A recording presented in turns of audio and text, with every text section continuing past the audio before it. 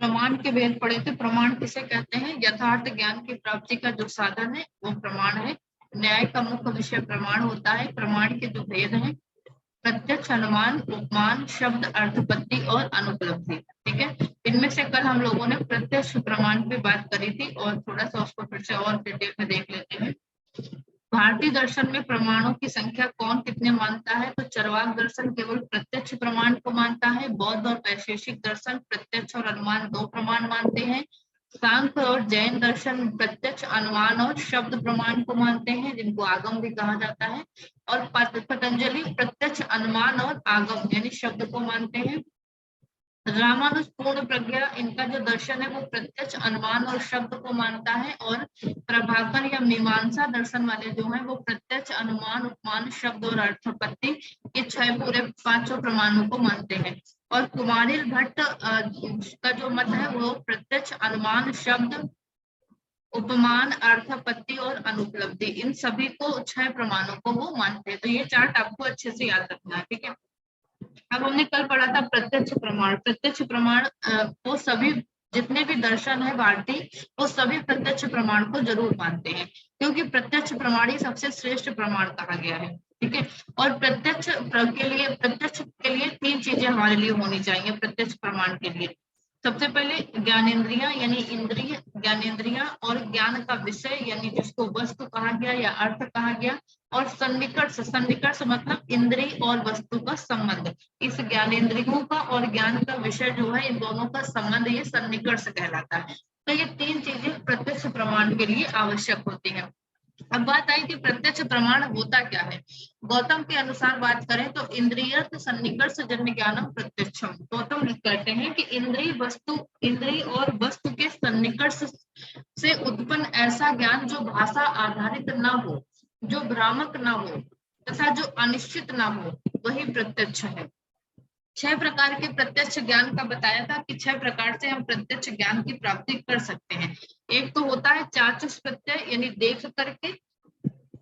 चाक्षुष का तात्पर्य क्या हुआ कि हम देख करके जिस ज्ञान की प्राप्ति हमें हो सके वो चाक्षुष प्रत्यक्ष कहलाया। श्रवण यानी सुन करके, स्पर्श यानी स्पर्श करके, रसायन स्वाद लेकर के, घ्राण सुगंध लेकर के, और मानस यानी मानसिक रूप से किसी चीज को ज्ञान करके, ये 6 प्रकार के प्रत्यक्ष ज्ञान हमारे सामने होते हैं। अब प्रत्यक्ष प्रमाण के भेद कितने होते हैं, यहाँ से बहुत बार क्वेश्चन आया है। प्रमाण की कौन लौकिक प्रत्यक्ष या किसका है या अलौकिक प्रत्यक्ष किस प्रमाण का भेद है, तो ये आपको भेद याद रखते हैं। तो प्रत्यक्ष प्रमाण के 2 भेद हुए, एक लौकिक प्रत्यक्ष और दूसरा अलौकिक प्रत्यक्ष। लौकिक प्रत्यक्ष के तहत पहला होता है बाह्य प्रत्यक्ष। बाह्य प्रत्यक्ष यानी कि ऐसा प्रत्यक्ष ज्ञान जो इंद्रियों के द्वारा हमें प्राप्त होता है, यानी आंख, नाक, कान, त्वचा, जीभ, है ना, इनसे हम जिस ज्ञान की प्राप्ति करते हैं। 5 ज्ञानेंद्रियां है ना हमारी, इन 5 ज्ञानेंद्रियों के द्वारा जिस ज्ञान की हमें प्राप्ति होती है वो बाह्य प्रत्यक्ष कहलाता है। ठीक है, इसको ऐसे याद कर सकते हैं। दूसरा आता है मानस प्रत्यक्ष यानी मन से। मानस प्रत्यक्ष का मतलब मन से हम जो कुछ अनुभव करते हैं वही हमारा क्या है, मानस प्रत्यक्ष है। ठीक है, मन से हम जो चीज अनुभव करें वो मानस प्रत्यक्ष। निर्विकल्प प्रत्यक्ष, तो तीसरा भाग आता है निर्विकल्प। लौकिक प्रत्यक्ष का तीसरा भाग है निर्विकल्प यानी अस्पष्ट।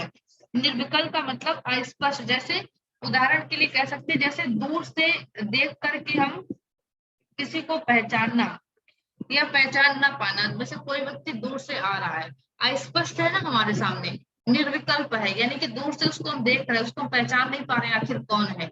और सविकल्प, जब वो हमारे सामने स्पष्ट प्रत्यक्ष हो जाएगा, है ना, मतलब उसको स्पष्ट रूप से वही दूर वाला व्यक्ति जब हमारे सामने आकर खड़ा हो जाता है, हम उसको पहचान लेते हैं, तो वो क्या है, स्पष्ट प्रत्यक्ष हुआ। फिर प्रतिविज्ञा प्रत्यक्ष मतलब पहचानना, वस्तु को प्रत्यक्ष कर उसे प्रत्यक्ष मतलब किसी वस्तु को प्रत्यक्ष देख करके, प्रतिविज्ञा का मतलब सामने देख करके किसी वस्तु को पहचान लेना ही प्रतिविज्ञा कहलाता है।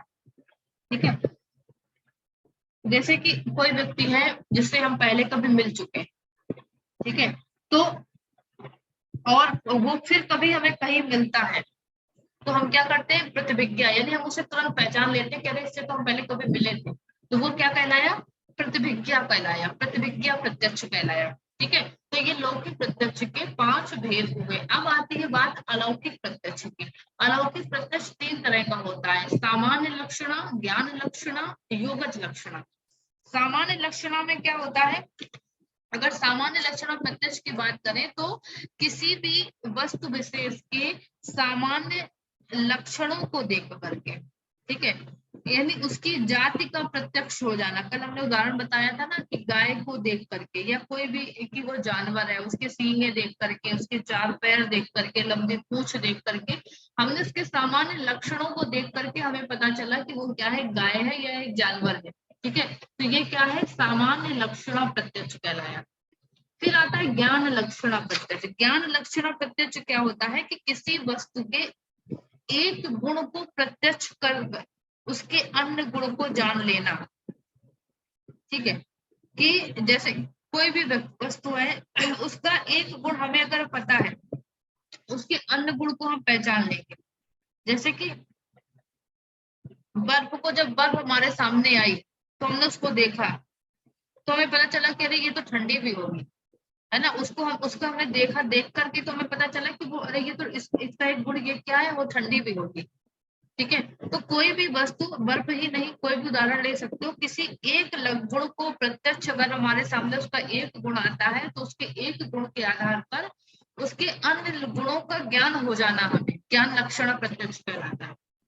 योगज लक्षण प्रत्यक्ष तीसरा भाग हुआ अलौकिक प्रत्यक्ष का। तो योगज लक्षण प्रत्यक्ष क्या होता है, ये दिव्य व्यक्तियों में होता है। योगज लक्षण दिव्य व्यक्तियों को प्राप्त होता है, मतलब ऐसे व्यक्ति जिनमें कुछ विशेष प्रकार की शक्तियां होती हैं, जैसे कि जिनमें वो क्या होते हैं कि मतलब जिसके कारण वे भूत और भविष्य को प्रत्यक्ष कर सके, ऐसे लोग, ऐसा ज्ञान योगज लक्षण प्रत्यक्ष कहलाता है। जैसे इसमें से अगर ऐसे समझ सकते हो उसको कि जैसे महात्मा बुद्ध हो गए, है ना, जैन धर्म या और भी ऋषि मुनि हो गए, ऐसे महात्मा संत हो गए जो गूढ़ रहस्यों को जानने वाले हैं। ठीक है, और तो जो भूत और भविष्य के ज्ञाता हैं, तो वो क्या कहलाए, योगज लक्षण प्रत्यक्ष के तहत आते हैं।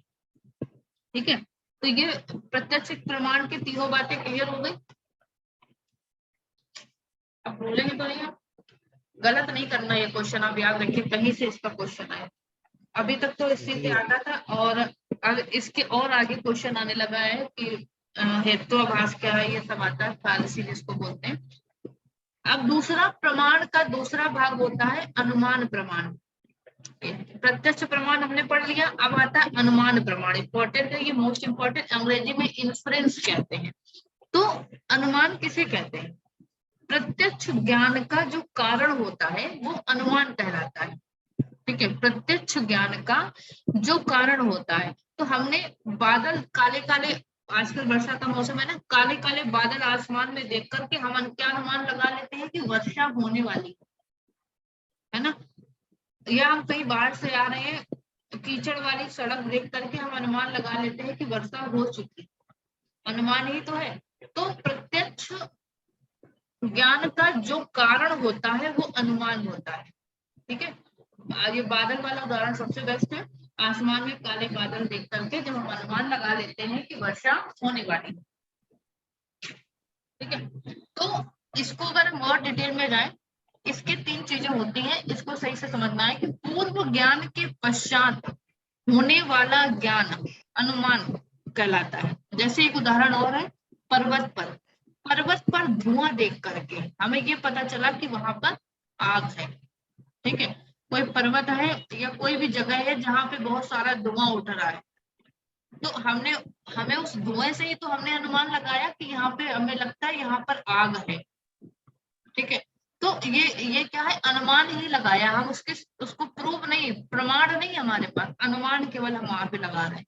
ठीक है, तो अब यहाँ पर हेतु, पक्ष और व्याप्ति, इन तीनों चीजों को समझना बहुत आवश्यक है। क्वेश्चन पूछा जाता है कि इसमें साध्य किसे कहा गया, हेतु किसे कहते हैं, या पक्ष किसको कहा जाता है। ठीक है, अब अगर हम ये कहें कि पर्वत पर धुआं है, ये हमारा एक वाक्य बनता है कि पर्वत पर धुआं है। ठीक है, तो धुआं क्या है, हेतु। हेतु माने क्या होता है? कारण होता है। ठीक है, धुआं क्या है? आग का कारण क्या है? धुआं ही तो है। धुआं ही से तो अनुमान लगा रहे हैं कि हम आग है। ठीक है, तो धुआं क्या हो गया? हेतु हो गया। ठीक है, जिसके कारण हमें पता चल रहा है कि वहां आग है, वो क्या है? धुआं है। ठीक है, धुआं हो गया हेतु। साध्य क्या है? पता क्या चल रहा है हमको? आग का। पक्ष क्या हो गया? पर्वत, जहां पर आग लगी है, जो जिस जगह पर है वो पक्ष हो गया। जो जिस चीज की हम बात कर रहे हैं वो साध्य हो गया, यानी आग की बात कर रहे हैं, जिसके कारण हमें ये पता, हम ये बात कह रहे हैं कि वहां आग है, वो कारण क्या है? धुआं है। ठीक है, अब एक आता है शब्द व्याप्ति। व्याप्ति किसे कहते हैं? हेतु और साध्य के बीच का संबंध व्याप्ति कहलाता है। हेतु माने जैसे धुआं, और साध्य क्या है? यहाँ पर आग है। ठीक है, तो हेतु और साध्य के बीच का संबंध व्याप्ति कहलाता है। तो तभी तो आग की व्याप्ति है। जब आग है तो धुआं है। धुआं, नहीं लोग कहते हैं ना कि धुआं, आग है तभी तो धुआं है वहां पर, बिना आग के धुआं कैसे? है ना? तो इसके बीच का जो संबंध है वो क्या कहलाया? व्याप्ति कहलाता है। तो सबसे पहले आपको ये समझना है, कोई भी सेंटेंस हो, आग धुआं वाला ही उदाहरण ज्यादातर आता है परीक्षा में, कई बार देखा गया। और भी आप देख सकते हैं, बारिश वाला भी होता है। तो हमें बस हेतु समझना है कि हेतु क्या हुआ? जिसकी वजह से जिस चीज का हमें, अब आसमान में काले बादल देखकर हमें अनुमान लगाते, हेतु क्या हो गया? काले बादल हेतु हो गया। जिसी के कारण ही तो हम अनुमान लगा रहे हैं कि वर्षा होने वाली है। साध्य क्या हो गया? वर्षा होगा। अनुमान किसने, कहाँ देखकर लगा रहे हैं? आसमान में। तो आसमान क्या हो गया? पक्ष हो गया। ठीक है, तीनों चीजें क्लियर हुई। आसमान हो गया पक्ष। तो और यही हेतु, साध्य और पक्ष, ये तीन चीजें आपको पहचानना है। और हेतु और साध्य के बीच का संबंध व्याप्ति कहलाता है। व्याप्ति किसकी? अग्नि की है। अब व्याप्ति है क्या? व्याप्ति की चर्चा कर लेते हैं।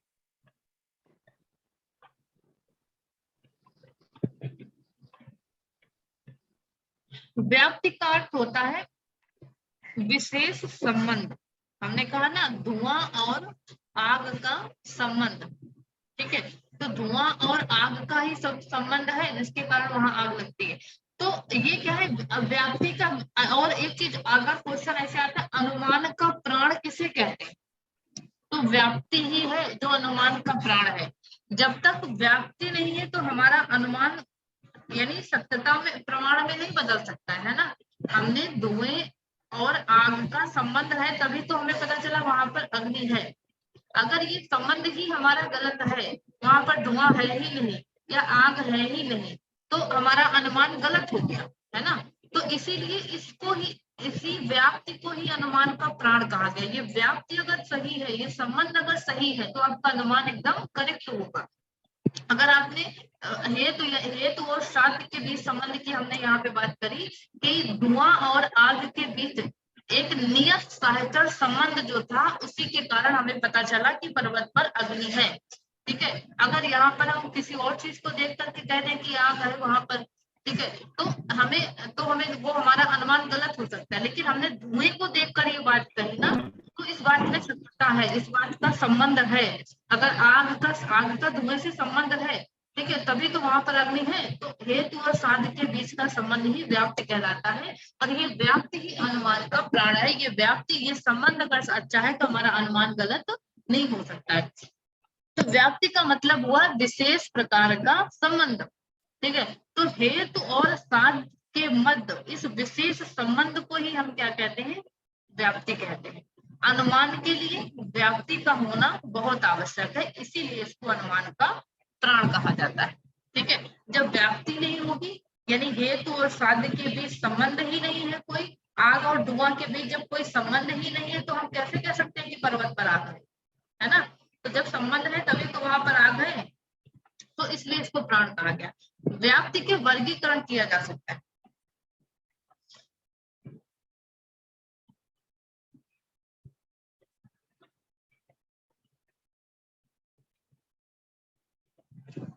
अब एक उदाहरण से व्याप्ति को और समझ सकते हैं।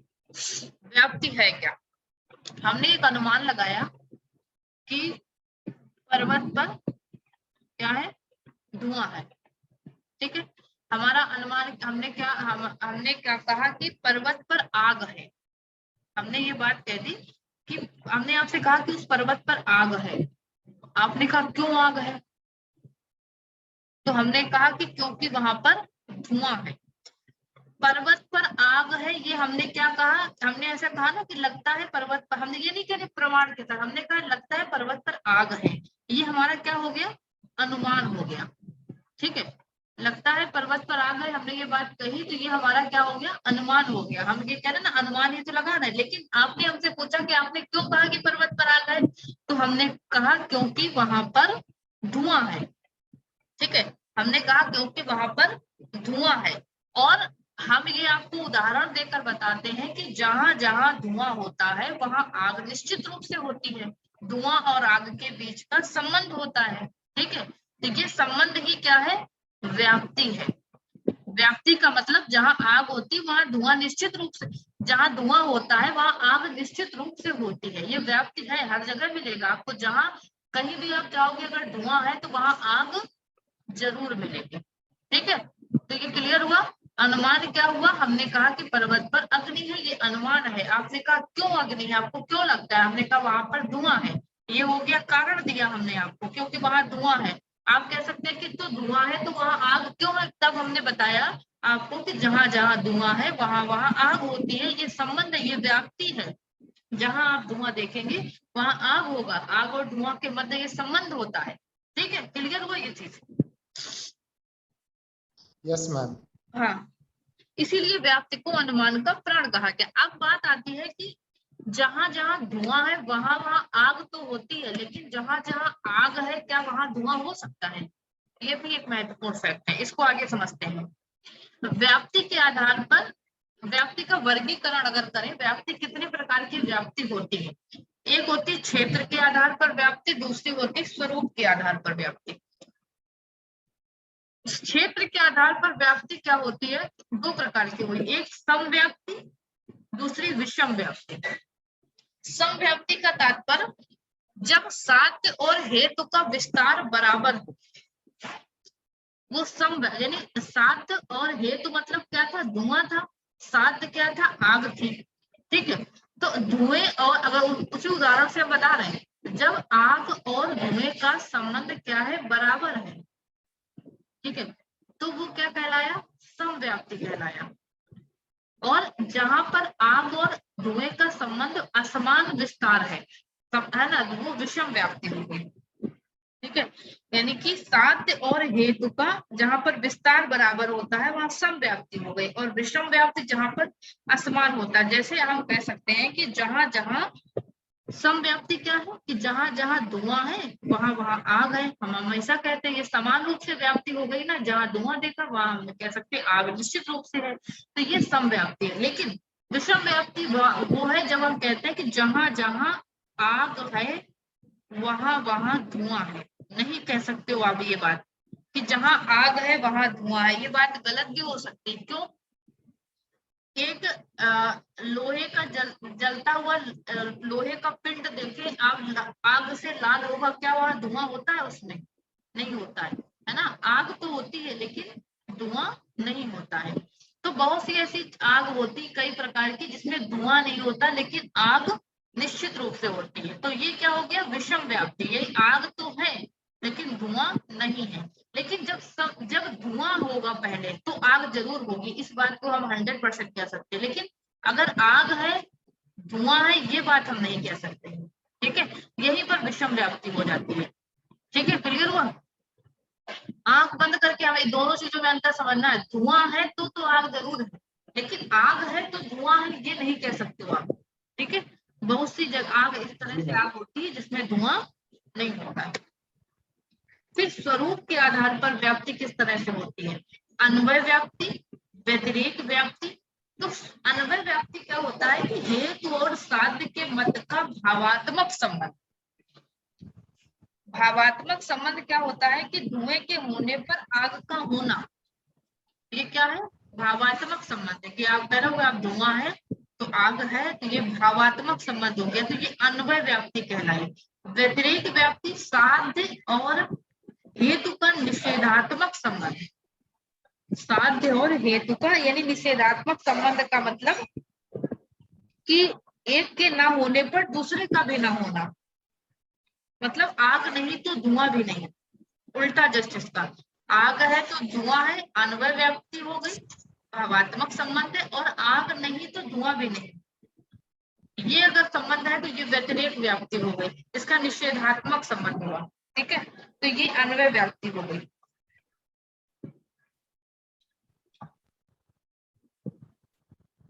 कुछ और तरह की भी व्याप्ति हुई, जैसे कि व्यभिचार है, मतलब व्यभिचार का अभाव, ये कुछ इतना विशेष नहीं है। हाँ,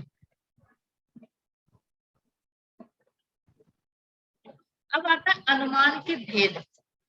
अब आप व्याप्ति समझ गए, व्याप्ति के प्रकार समझ लिया, कारण हेतु समझ लिया क्या है, पक्ष समझ लिया, तीन चीजें समझ ली। अब अनुमान के भेद की बात करें।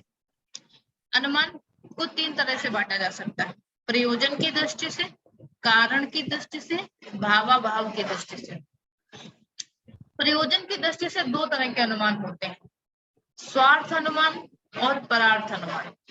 स्वार्थ अनुमान क्या होता है, जो ज्ञान स्वयं के लिए अनुमानित किया जाए, वो क्या है, स्वार्थ अनुमान है। स्वयं के लिए जिस ज्ञान का, जैसे कि हमने कहा पर्वत पर आग है क्योंकि वहां पर धुआं है, जहां जहां धुआं होता है वहां पर आग है, ये क्या है, स्वार्थ अनुमान है। हमने स्वयं के लिए, स्वयं को समझाने के लिए ये बात कह दी, स्वयं हमने इस बात को समझ लिया। आग है ये हमारा अनुमान हो गया, क्योंकि धुआं है ये हमारा पक्ष हो गया, पक्ष धर्मिता हो गया, या हमने आपको कारण जिसको कहते हैं दिया, और व्याप्ति क्या हो गई, जहां जहां धुआं होता है अक्सर हम वहां आग देखते हैं। इस बात को हमने स्वयं समझ लिया और ये इतना समझ के हमने अनुमान दिया। ठीक है, ये क्या कहलाया, स्वार्थ अनुमान क्या है, स्वयं के लिए अनुमान किया गया। दूसरा होता है परार्थ अनुमान। परार्थ अनुमान क्या है, जब किसी दूसरे को समझाने के लिए ज्ञान का अनुमान किया जाए, वो परार्थ अनुमान कहलाता है। ठीक है, दूसरे को समझाने के लिए। अब ये इंपॉर्टेंट है, ये क्रम लगाने के लिए परीक्षा में इसी बार क्वेश्चन आया था। दूसरों को समझाने के लिए जब हम ज्ञान का अनुमान किया जाए तो परार्थ अनुमान का, जैसे कि हमने कहा पर्वत में आग है, जैसे हम रिसर्च में क्या करते हैं, हाइपोथेसिस सिद्ध करते हैं, परिकल्पना सिद्ध करते हैं, वैसे ही यहाँ पर होता है। तो हमने कहा पर्वत में आग है, ये हमारे लिए हाइपोथेसिस हो गई। एक हमने प्रतिजिना जिसको कहते हो, परिकल्पना हिंदी में कह सकते हो, ये हमारी हाइपोथेसिस हो गई। इस सेंटेंस को हमें प्रूव करना है कि पर्वत में आग है। ठीक है, तो इसको क्या कहा जाएगा, न्याय दर्शन में प्रतिजिना कहते हैं इसको। ठीक है, और हमने दूसरी बात हमने कही क्योंकि, क्यों आग है, क्यों कहा हमने, क्योंकि वहां धुआं है। तो ये क्यों क्या हो गया, धुआं क्या हो गया, हेतु हो गया, कारण हो गया। ठीक है, ये क्या हो गया, कारण हो गया। अब हम कह रहे हैं जहां जहां धुआं है वहां वहां आग है। जैसे चिमनी का हमने उदाहरण दिया कि चिमनी में देखो धुआं होता है, आग भी होती है वहां पर। तो ये क्या हो गया, हम उदाहरण हो गया। ये क्या हो गया, उदाहरण देकर हमने आपको बताया कि जहां जहां धुआं है वहां वहां आग है। कि देखो उदाहरण के लिए हमने आपको चिमनी बता दिया, तो हमने क्या कहा, फिर आपको उदाहरण दिया। ठीक है, फिर हमने इसके ये उदाहरण देकर हमने कहा पर्वत में धुआं है, हमने फिर आपसे कहा पर्वत में धुआं, आपसे हमने कहा कि पर्वत में धुआं है, ये क्या हो गया, उपनय कहलाया। और इसलिए हमने प्रूव कर दिया, निष्कर्ष निकाल दिया कि पर्वत में धुआं है, जहां जहां धुआं है वहां वहां आग होती है, इसलिए पर्वत में आग है। इसको क्या कहा गया, निगमन या निष्कर्ष कहा गया। ठीक है, तो हम किसी और को हम ये बात जब समझाने जा रहे हैं तो ये 5 प्रकार के सेंटेंस के माध्यम से इस बात को हम समझाएंगे। ये आपको क्रम याद रखना है, प्रतिजना, हेतु, उदाहरण, उपनय और निगमन। इसका क्रम इस बार ऐसे आया था, हाइपोथेसिस का एच लिया, उदाहरण का यू लिया, नहीं सॉरी, इसका भी हेतु का भी एच लिया,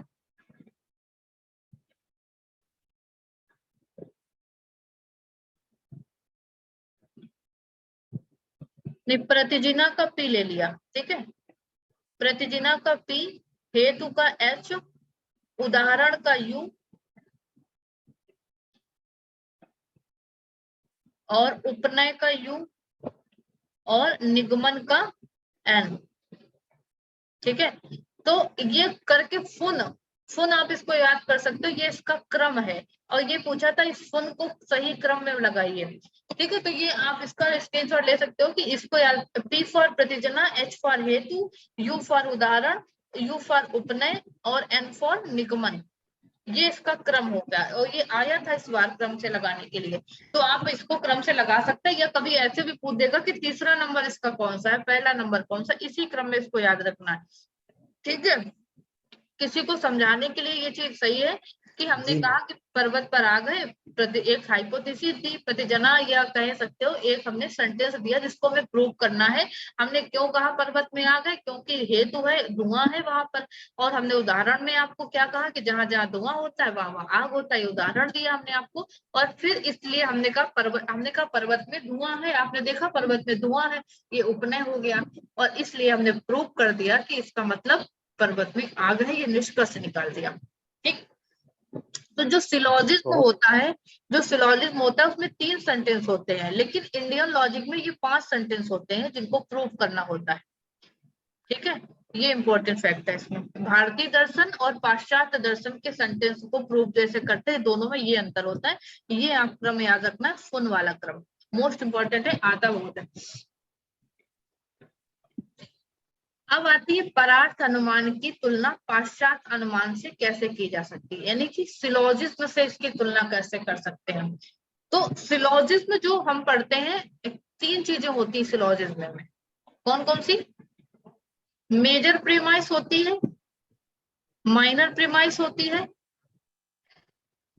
और कंक्लूजन होता है, यानी कि व्याप्ति संबंध होता है, पक्षधर्मिता होता है, अनुमान या निष्कर्ष होता है।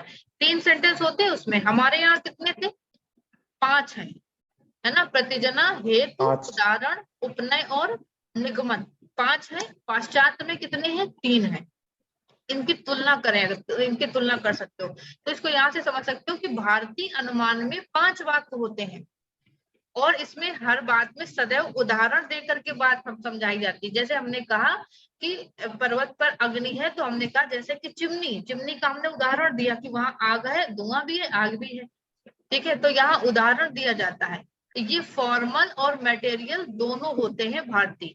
पाश्चात्य अनुमान की बात करें तो अंतर क्या है, इसमें 3 वाक्य होते हैं, इसमें उदाहरण नहीं दिया जाता है, ये केवल फॉर्मल होता है। हमने कहा ना कि सभी कुत्ते काले हैं, सभी कुत्ते गाय हैं, सभी गाय काली काली है, इसलिए सभी कुत्ते काले हैं। ये 3 बातें कह के हमने निष्कर्ष दे दिया, ये पाश्चात्य अनुमान है, ठीक है। ये दोनों में अंतर हुआ, तो वे दोनों का मूलभूत अंतर आप समझ लीजिए, उसमें 5 होते हैं, इसमें 3 होते हैं, ये फॉर्मल होता है वो, और भारतीय वाला फॉर्मल और मटेरियल दोनों होता है, ठीक है।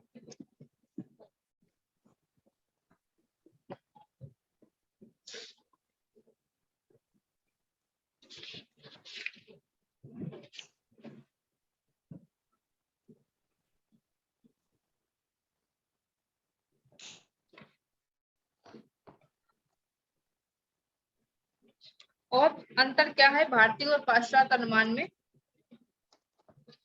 कि इसमें 5 वाक्य होते हैं भारतीय वाले में, ये तो कहा हमने, उसमें 3 वाक्य होते हैं पाश्चात्य में। इसमें क्या होता है कि भारतीय वाले में 2 पद नहीं होते हैं सिलोजिज्म की तरह, जैसे हमने कहा कि इसमें एक पद ये हुआ, एक पद ये हुआ, उसके बाद निष्कर्ष हो गया, ठीक है। इसमें 2 पद नहीं होते हैं, इसमें सदैव उदाहरण दिया जाता है। लेकिन पाश्चात्य में क्या होता है, प्रत्येक वाक्य में 2 पद होते हैं, ऐसे करके 2 पद दिए हो जाते हैं, तीसरा निष्कर्ष होता है सिलोजिज्म में, इसमें उदाहरण नहीं दिया जाता है। और ये फॉर्मल होता है, वो दोनों फॉर्मल मटेरियल दोनों होते हैं, ठीक है।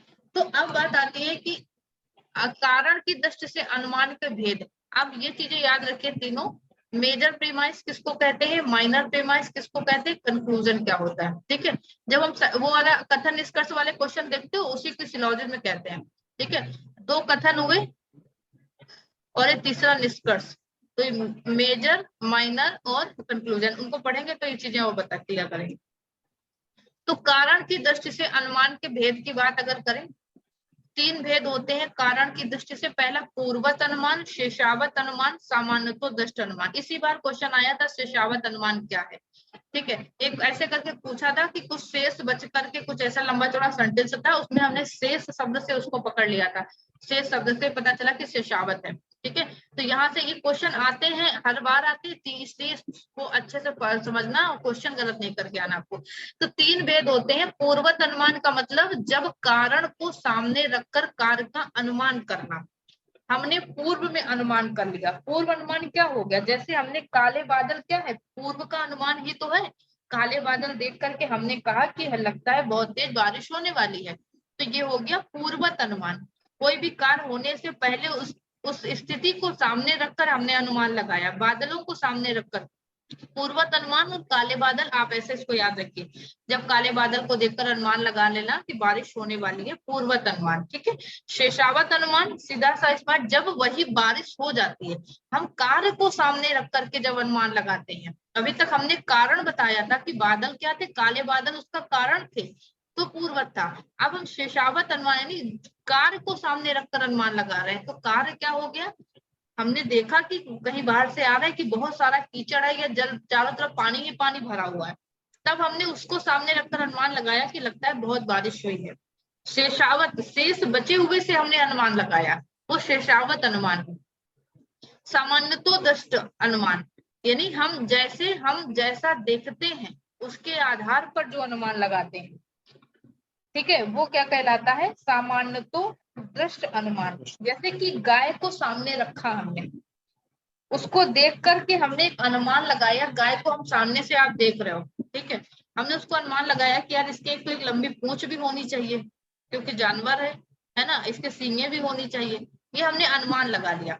तो वो सामान्यतो दृष्ट अनुमान, सामने देख करके हम अनुमान लगाते हैं, तो ये अनुमान हुआ, ठीक है। तो ये अनुमान के भेद वो हो गए, कारण कार्य की दृष्टि से ये भेद हो गए, तीनों मोस्ट इंपॉर्टेंट है और उधर वाले भी इंपॉर्टेंट। अब व्याप्ति के अनुसार, व्याप्ति के थोड़ा सा और बात कर लें कि केवल अन्वय, केवल व्यतिरेक और अन्वय व्यतिरेक, ये क्या, ये भी क्या होती है, व्याप्ति के प्रकार हैं। केवल अन्वय क्या होता है, जब केवल अन्वय नाम से समझ सकते हो, जब हेतु और साध्य के मध्य व्याप्ति केवल अन्वय भाव द्वारा होती है, तो वो केवल अन्वय कहलाता है। मतलब केवल अन्वय का मतलब जैसे कि जहां जहां धुआं है वहां वहां आग है, वो केवल अन्वय है। और जब हेतु और साध्य के मध्य केवल व्यतिरेक यानी अभाव के द्वारा बात होती है, तो वो व्यतिरेक कहलाता है। यानी जहां जहां आग है, वहां जहां जहां मतलब वहां धुआं है वहां आग नहीं है, यानी साध्य के ना होने पर हेतु का भी ना होना, आग के ना होने पर कारण हेतु यानी धुएं का भी ना होना। जब आग नहीं तो धुआं नहीं, वो केवल व्यतिरेक कहलाया। आग है तो धुआं है, केवल अन्वय कहलाया, ठीक है। और अन्वय व्यतिरेक क्या कहलाता है, जब भाव और अभाव दोनों प्रकार से व्याप्ति हो, भाव और अभाव दोनों प्रकार से यानी कि व्याप्ति होती है, मतलब साध्य के ना होने पर हेतु का भी ना होना, ठीक है। तो ये क्या कहलाता है, व्यतिरेक कहलाता, अन्वय व्यतिरेक कहलाता है।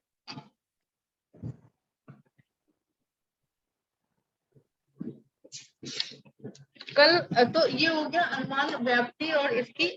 उसके बाद हम लोग अब 2 मिनट बचा है, कल हम लोग शब्द प्रमाण पढ़ेंगे, शब्द प्रमाण के भेद, उपमान प्रमाण पढ़ेंगे, अर्थापत्ति पढ़ेंगे और अनुपलब्धि पढ़ेंगे। इनसे भी क्वेश्चन आता है। उसके बाद हम कुछ क्वेश्चन आपको कराएंगे इन पर, ठीक है।